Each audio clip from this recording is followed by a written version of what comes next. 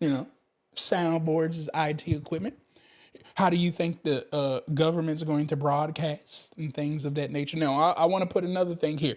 When the government broadcasts, I don't ever want you to think that the government is out here working the soundboards and doing the live stream and that they got the video cameras and stuff. I told you the government don't own none of these products. So if you're a person like myself who goes live and streams all the time and the government needs to stream, guess what? You already know how to do that type of contract. There's no difference in it. The only difference is it's the government. And when you read the contract, it's probably going to have some words in there that scare you because you've never read them before. But at the end of the day, the project is still streaming. Cameras. The government love renting out cameras. You know what I'm saying? What else did somebody say? A mouse? Absolutely. HDMI cables? USB drives? External hard drives? TVs? Backup servers? These are all IT equipment. Keyboards? This power strip? It could go on and on. That's why it's $90+ billion is being spent in IT equipment. Now, once again, I do have to make a disclaimer. It would not be wise of them to create a contract. Again, this is about just being smart and not spending unnecessary money. It would not be wise of them to spend our money with breaking up into multiple contracts, because that's money. Every time they got to create another contract, that takes time, it takes money, it takes energy. So if they knew that they needed 3 printers in the office, and they knew that they also needed a help desk in that office, and they knew they needed 50 computers in that office, they're going to put it all under one contract. Now, this is where you have to get in the habit of reading. If you don't read, you can't see what I'm talking about. So you'll see that service-based contract out there. You may see a help desk contract out there. I need you guys to start to think this way. That yes, it is a help desk contract. But if I go look at the contract, I see in order to operate the help desk that they want 15 iPads. They want a POS system. They need 50 computers. And you may be saying, well, Travis, I've never ran a help desk in my life. I'm not asking you to run a help desk. I'm asking you to read the help desk contract.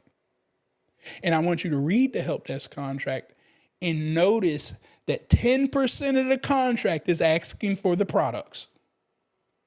So now you need to do your due diligence and go find the service-based company that can handle the other 90% of the contract. And it's called partnering. You're going to supply the products. They're going to supply the service. It's just that simple.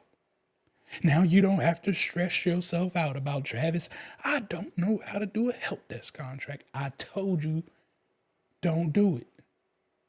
But you refuse to read, so you can't see it. And that's the part that, I can't argue with.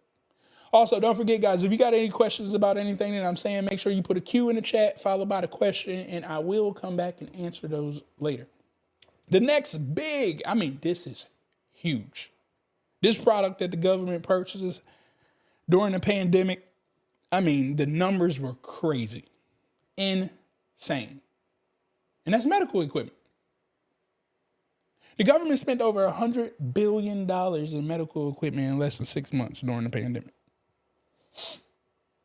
I was a part of some of that. Box of gloves went from mask and gloves. I can't remember the exact number, but these are real. These are kind of real, okay?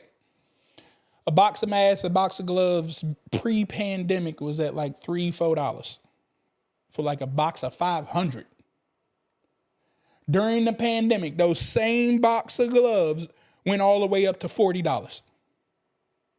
Them same masks went all the way up to $35. Some were paying even more, depending on where you were on the pecking order. The government's at the top. But them small hospitals in your local county, they had to come out the bag because they didn't order large enough bulk, right? So these are things that you can get yourself involved in because once again, they cannot go straight to 3M and purchase these products. 3M's a conglomerate already. That wouldn't make sense. And 3M's still going to make some money because they got to sell you the product. And yes, the government knows that you're going to mark every product up more than what is being retailed for. They're already aware of that. Now, what is your price? I don't know. I can't tell you that. I gotta look, I gotta read, I gotta do market research and figure out what the pricing is. I can't just come out here and tell you, which I think it's idiotic that these fake gurus are trying to tell you guys to put 18%. I will never tell you a percentage to put on anything because I would be lying to you. How many of you guys watched the movie War Dogs? Put a me in the chat if you've ever watched that movie War Dogs. If you guys seen that piece in there where they won the contract and they asked the government, because they were excited. I think it was, I think they won the contract for like $50 million, all right? Something like that. I can't remember. And then they happen to ask the government, they go, hey, so just curious, what was the next price of the closest competition? They said like, yo, you shorted yourself like $100 million. Do you know how sick you would be to understand that you shorted yourself $100 million because you didn't do your market research? You didn't get out there and see what the government was really paying for these products. And instead you listened to some fool that told you to put 18% on top of your products. Like that is just insane to me. So that's why I can't tell you guys, this is a percentage that you should put on anything. I don't know. I mean, I would know if I sat down, but I don't know off the top of my head and don't nobody else know either, contrary to what they say. But these medical equipment, y'all remember the, what were they called? Defibrillators or something like that?